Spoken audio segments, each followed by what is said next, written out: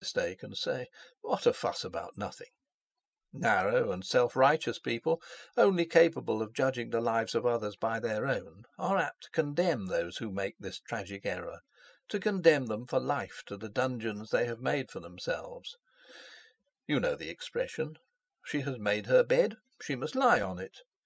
It is a hard-mouthed saying, quite unworthy of a gentleman or lady in the best sense of these words, and I can use no stronger condemnation.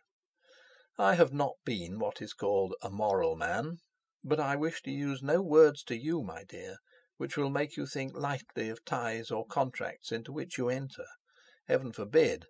But with the experience of a life behind me, I do say that those who condemn the victims of these tragic mistakes, condemn them and hold out no hands to help them, are inhuman, or rather they would be if they had the understanding to know what they are doing, but they haven't. Let them go.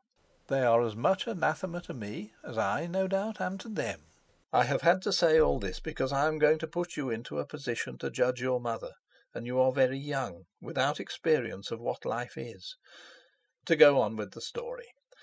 After 3 years of efforts to subdue her shrinking, I was going to say her loathing, and it's not too strong a word, for shrinking soon becomes loathing under such circumstances. 3 years of what to a sensitive, beauty-loving nature like your mother's, John, was torment. She met a young man who fell in love with her. He was the architect of this very house that we live in now. He was building it for her and Fleur's father to live in, a new prison to hold her, in place of the one she inhabited with him in London. Perhaps that fact played some part in what came of it, but in any case she too fell in love with him. I know it's not necessary to explain to you that one does not precisely choose with whom one will fall in love. It comes. Very well, it came. I can imagine, though she never said much to me about it, the struggle that then took place in her, because, John, she was brought up strictly, and was not light in her ideas, not at all. However, this was an overwhelming feeling, and it came to pass that they loved in deed as well as in thought. Then came a fearful tragedy. I must tell you of it, because if I don't, you will never understand the real situation that you now have to face. The man whom she married, Soames Forsyte, the father of Fleur, one night, at the height of her passion for this young man, forcibly reasserted his rights over her. The next day she met her lover and told him of it. Whether he committed suicide, or whether he was accidentally run over in his distraction, we never knew, but so it was. Think of your mother as she was that evening, when she heard of his death. I happened to see her. Your grandfather sent me to help her if I could. I only just saw her, before the door was shut against me by her husband. But I have never forgotten her face. I can see it now. I was not in love with her then, not for 12 years after, but I have never forgotten. My dear boy, it is not easy to write like this, but you see I must. Your mother is wrapped up in you, utterly, devotedly. I don't wish to write harshly of Soames Forsyte. I don't think harshly of him. I have long been sorry for him. Perhaps I was sorry even then. As the world judges, she was in error, he within his rights. He loved her, in his way. She was his property. That is the view he holds of life, of human feelings and hearts. Property. It was not his fault, so he was born. To me it is a view that has always been abhorrent. So was I born. Knowing you as I do, I feel it cannot be otherwise than abhorrent to you. Let me go on with the story. Your mother fled from his house that night.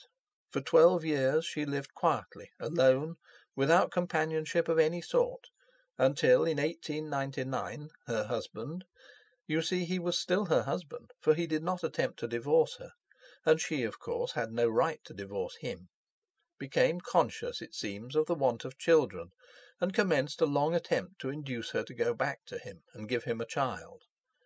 I was her trustee then, under your grandfather's will, and I watched this going on. While watching, I became attached to her, devotedly attached. His pressure increased, till one day she came to me here and practically put herself under my protection. Her husband, who was kept informed of all her movements, attempted to force us apart by bringing a divorce suit. Or possibly he really meant it. I don't know. But anyway, our names were publicly joined. That decided us, and we became united in fact.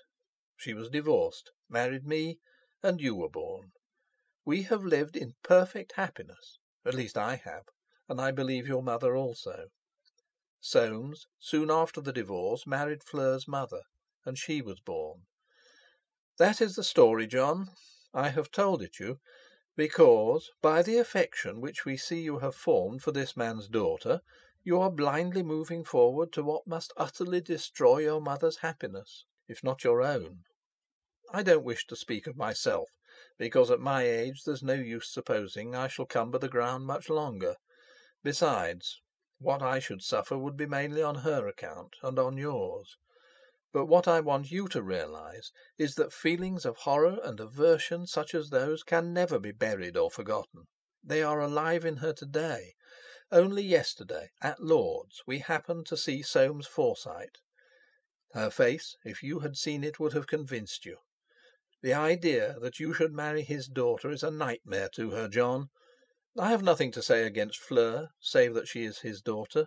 But your children, if you married her, would be the grandchildren of Soames as much as of your mother, of a man who once owned your mother as a man might own a slave. Think what that would mean. By such a marriage you enter the camp which held your mother prisoner, and wherein she ate her heart out. You are just on the threshold of life. You have only known this girl 2 months, and however deeply you think you love her, I appeal to you to break it off at once. Don't give your mother this rankling pain and humiliation during the rest of her life. Young though she will always seem to me, she is 57. Except for us two, she has no one in the world. She will soon only have you. Pluck up your spirit, John, and break away. Don't put this cloud and barrier between you. Don't break her heart. Bless you, my dear boy, and again forgive me for all the pain that this letter must bring you. We tried to spare it you, but Spain, it seems, was no good. Ever your devoted father, Jolyon Forsyte. Having finished his confession, Jolyon sat with a thin cheek on his hand, rereading.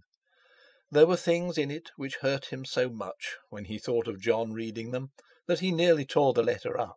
To speak of such things at all to a boy, his own boy, to speak of them in relation to his own wife and the boy's own mother, seemed dreadful to the reticence of his Forsyte soul.